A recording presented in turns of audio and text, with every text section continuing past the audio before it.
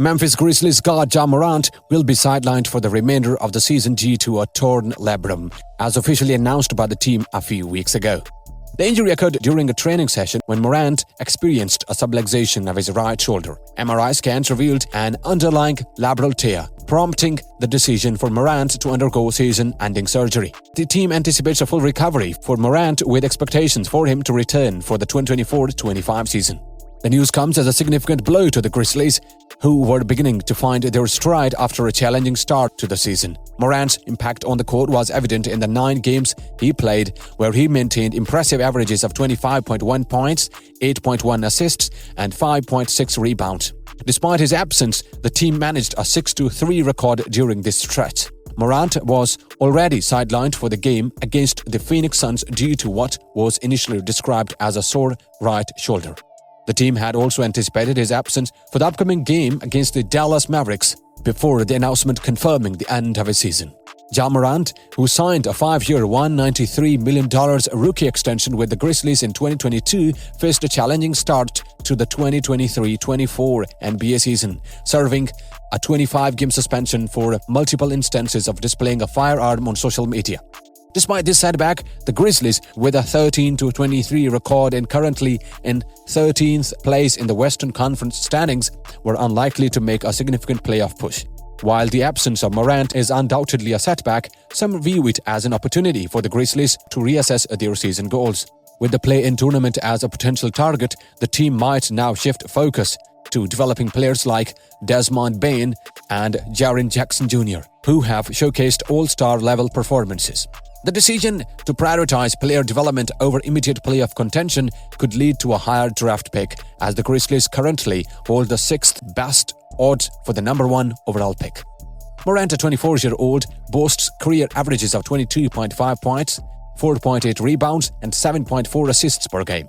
Ja Morant's season-ending injury is undoubtedly a tough blow, especially considering the anticipation surrounding his return after a suspension. The Grizzlies had already faced challenges, losing Steven Adams before the season and dealing with various injuries to crucial rotation players during Morant's suspension. The team's recent resurgence, with Morant back on the court alongside other key contributors, had raised hopes for a potential playoff push. Unfortunately, Morant's season-ending injury has likely extinguished those aspirations. The string of misfortunes this season has been particularly unfortunate for Morant, who had to wait patiently for his return only to see his season cut short after just 9 games. Despite these setbacks, the Grizzlies will need to regroup and navigate the remainder of the season without their star player. After patiently waiting for nearly 2 months, the NBA finally concluded its investigation and announced a 25-game suspension for Ja Morant at the start of the 2023-24 season. This disciplinary action comes on the heels of Morant's earlier 8-game suspension in March, when an Instagram live video captured him displaying a firearm in a Denver area nightclub. Following that incident, Morant sought counseling in Florida. However, 2 months later, he was once again caught on camera posing with a firearm in a car, leading to the Grizzlies suspending him. NBA Commissioner Adam Silver expressed concern over Morant's repeated behavior, deeming it alarming and disconcerting, especially given his previous suspension. Silver emphasized the potential negative influence on young people. The decision to impose a 25-game suspension raises questions about his severity, Morant's off-season plans, and how the Grizzlies will cope with his absence. The NBA's decision to impose a 25-game suspension on Ja Morant stems from the league's position on safety issues rather than legal concerns. This penalty aligns with the league's approach following Miles Bridges' 30-game suspension in April, where 20 games were deemed served during the previous season for a felony domestic violence charge. NBA Commissioner Adam Silver clarified that Morant's actions were seen as reckless and detrimental to the league's image, but did not reach the severity of Bridges' offense. Morant's suspension is the second longest under Silver's tenure, tying with instances where players were banned 25 games for testing positive for performance-enhancing drugs. However, the National Basketball Players Association views the suspension as excessive and inconsistent with past precedent. Tamika Tremaglio, the NBPA's executive director, expressed dissatisfaction with the punishment, citing concerns about fairness and consistency. For this type of suspension, a precedent can be found in the case of Gilbert Arenas and Javaris Crittenton. In January 2021, both players were suspended for the rest of the season following an incident involving guns in the Washington Wizards locker room. The rule Morant violated pertains to conduct detrimental to the league, allowing the NBA broad power to address player behavior that negatively impacts the league's image. While not subject to a legal scandal, the NBA's collective bargaining agreement provides Morant with a 30-day window to file a grievance, and an arbitrator will determine if the suspension holds or is reduced. To return, Morant must undergo counseling approved by the league, addressing the circumstances that led to his repeated behavior. The league will closely oversee and approve the counseling program before his return to play. The specifics of Morant's participation in non-public team activities during the suspension are yet to be decided. Although he won't be allowed to engage in public activities or preseason games, players under long suspensions have historically been permitted to use team facilities for treatment and workouts, which is likely applicable in Morant's case.